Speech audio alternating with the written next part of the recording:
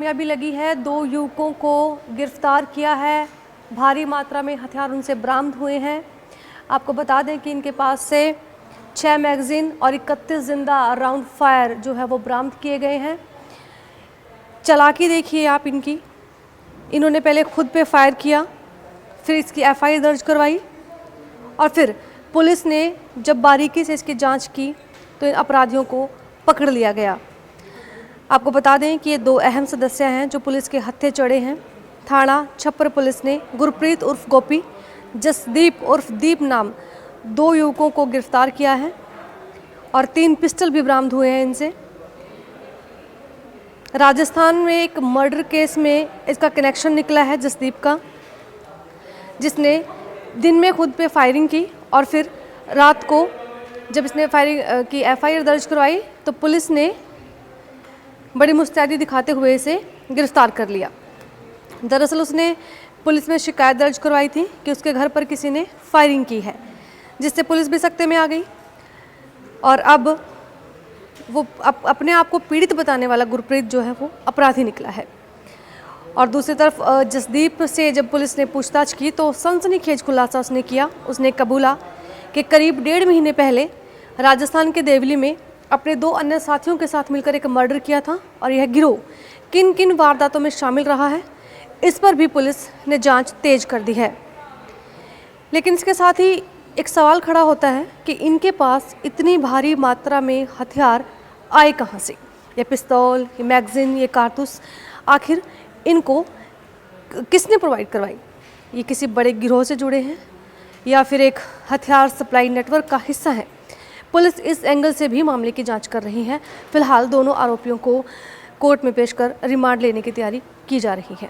पहले भी गुरप्रीत ने बाल छप्पर में ही एक इंसिडेंट के दौरान फायर किया था किसी के घर पे। उसमें ये अरेस्ट करके माननीय न्यायालय से अभी बेल पे था, तो ये पहले भी आपराधिक गतिविधियों में संलिप्त रह चुका है। अभी और भी कुछ इस केस है?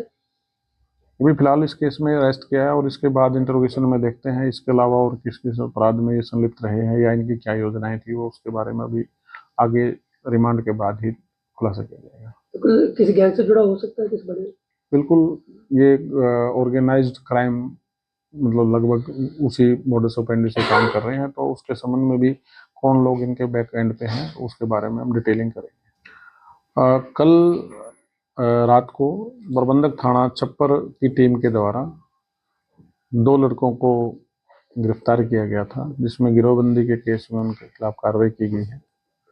उसमें एक गुरप्रीत सिंह उर्फ गोपी है और दूसरा जसदीप उर्फ दीप है। दोनों ही बाल छप्पर के रहने वाले हैं और रकबा गांव बाल छप्पर के एरिया से ही इनको काबू किया गया और इनके पास से भारी मात्रा में जो हथियार बरामद हुए हैं। कितने मिले हैं सर? अभी जो जसदीप है उसके पास से एक पिस्टल, 4 मैगजीन और 21 राउंड जो हैं वो बरामद हुए हैं, जबकि जो दूसरा लड़का गुरदीप है उसके पास से 2 पिस्टल, 2 मैगजीन और 10 राउंड बरामद किए गए हैं। सर ये गुरप्रीत कौन है? कल इसने भी कोई मामला दर्ज कराया था, तो फायरिंग? गुरप्रीत ने भी कल दिन में एक कंप्लेंट दी थी जिसमें इसने कहा था कि वो उसके घर पे किसी के द्वारा फायर किया गया है। उसके संबंध में अलग से एक अभियोग अंकित किया गया है और उसकी अनुसंधान जारी है। उसके अभी देखते हैं तफ्तीश सामने क्या फैक्ट्स आते हैं। इनका बैकग्राउंड क्या है सर? इनका कोई पहले भी मामले दर्ज है? अभी जो गुरप्रीत सिंह है इसके खिलाफ पहले भी मामले दर्ज हैं और पहले ये मामले में बेल पे आया हुआ था। जो जसदीप उर्फ दीप है ये इसने अभी इंटरोगेशन में बताया है करीब 1.5 महीना पहले देवली राजस्थान में इन्होंने एक 2 और अन्य लड़कों के साथ वहाँ पे मर्डर किया था। उसमें भी ये अभी फरार है। और तो इसके अलावा भी और जो गिरोह के अन्य मुलजिम हैं उनके बारे में भी इनसे पूछताछ की जा रही है और उनके खिलाफ भी कार्रवाई की जाएगी। किसी गैंग से भी जुड़े हुए हैं?